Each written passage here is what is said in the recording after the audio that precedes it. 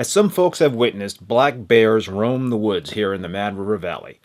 Sightings in the wild can be very exciting, but sometimes bears venture into residential areas for food, creating problems. To find out more about the habits of these beautiful animals and what to do when you encounter a bear, I caught up with Tom Rogers, who is the information specialist for Vermont Fish and Wildlife. We spoke and checked out some bear habitat in the Slybrook Basin at Sugarbush Resort in Vermont. So, what is the state of bears in Vermont today? So Vermont's bear population is extremely healthy right now. The population has been generally on the increase for the past couple of decades. It plateaued and is starting to decline slightly due to deliberate management actions by the department. There were kind of an increased number of bear-human conflicts. We were kind of at or above our management goals for bears as a species in the state of Vermont.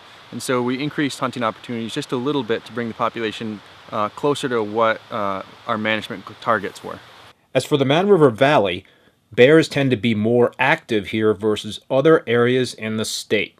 A number of hotspots throughout the state where we are seeing higher bear-human conflicts, and the Mad River Valley does tend to be one of those places. We get a lot of complaints from people that bears are getting into their compost or their garbage, things like that, their bird feeders, and so that's really kind of up to people to be changing their behaviors in these cases.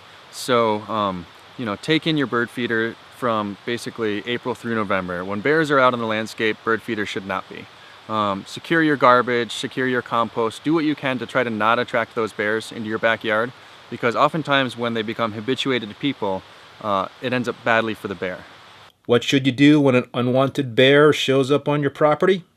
So the best thing you can do is, if you have a bear in your backyard, is to give the bear a bad experience. You don't want them to associate people with food or with comfort. You want them to make them afraid to be in your backyard. So yell at the bear, bang pots and pans together. Some people might even set off firecrackers, things like that, that really make it kind of a scary, bad experience for the bear. So the bear goes back in the woods where it's safe and healthy to be a bear.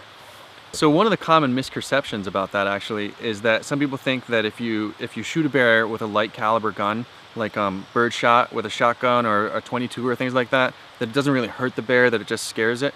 That's not the case at all. Oftentimes, even if you don't kill the bear on the spot, the bear ends up dying very slowly and painfully, either from lead poisoning or from its injuries from the shot. So we get a large number of carcasses that we handle that have evidence of previous shots in them. So we can't state enough that it's never okay to shoot a bear out of regulated hunting seasons, that it's not just a way to scare them. There are much better ways of scaring a bear off. Bears exhibit some unique behaviors during different times of the year. What about this time of the year? What are they up to now?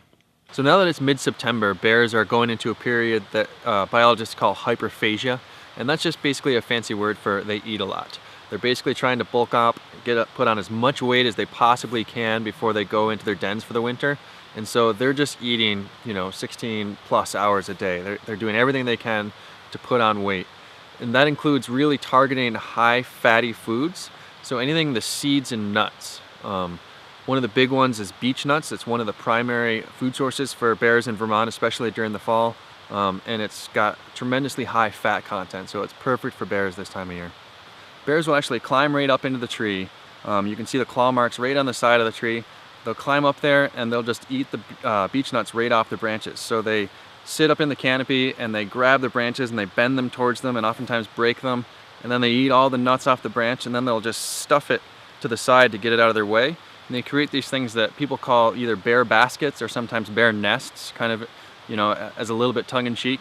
Bears don't actually nest up in the trees, but it's just kind of them up there feeding on the beech nuts, breaking the branches off, and then kind of stuffing them somewhere out of their way. I, for one, certainly enjoy seeing a bear in the wild, but it is not such a sure thing. Here are some things you can do to increase the odds. Look for what the food sources were that year. So is it a high beech nut production year? If it's what we call a mast year, meaning all of the beech trees have produced nuts, that's likely where you're going to find them. If it's not a mast year, where the beech and the acorn are not, high levels, cornfields are usually some of the best places to find bears this time of year, much to the chagrin of farmers a lot of the time. Time of day also matters when searching for bears. Because, Vermont, you might not think of it as relatively densely populated with people.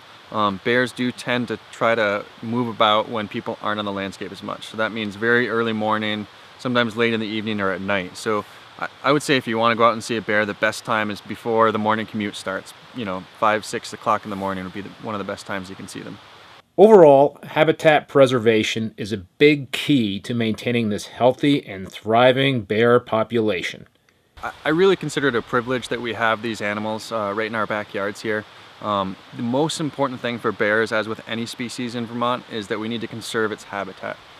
So anywhere that there's, you know, an important food source for bears like beech trees, we really, in the Fish and Wildlife Department and many of our partners, go out of our way to conserve that habitat because it's so important for the species survival in the long term. So you know, that goes to the way that we develop our towns and the way humans use the landscape.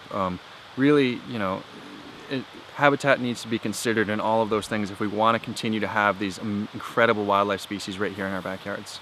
Keith Berkelhammer, Mad River Valley TV.